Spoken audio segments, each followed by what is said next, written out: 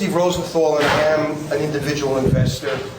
I get a sense from everything that you're saying that with the market, well, at least a few weeks ago, at an all-time high, and the kind of leverage that people are able to exact today, whether this is a little bit of a different situation in terms of being at risk for an event that could really sink the market because everybody heads for the exits at the same time in a wide variety of ways.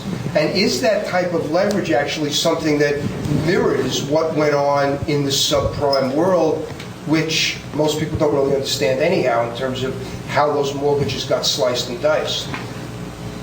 Well, I mean, is there a lot more leverage among individual investors than there used to be? I didn't think there was. Individual investors. Not individual. Your hedge funds are totally leveraged. Right, but are those hedge funds, they're mostly doing that to do relative value exactly. trades. They're not like buying the stock market. Long. It's leverage long and short.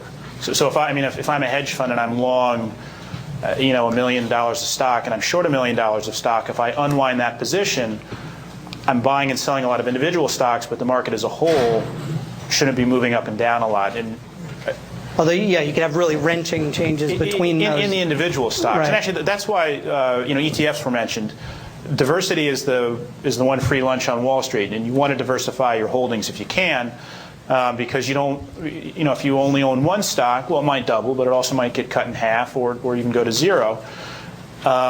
Individuals don't like to face that kind of risk on their holdings, and by owning an ETF, you get this automatic diversification at a low cost. It's hard for an ETF to move sharply up or down in volume. Its individual constituents might, but the average of a lot of stocks generally doesn't.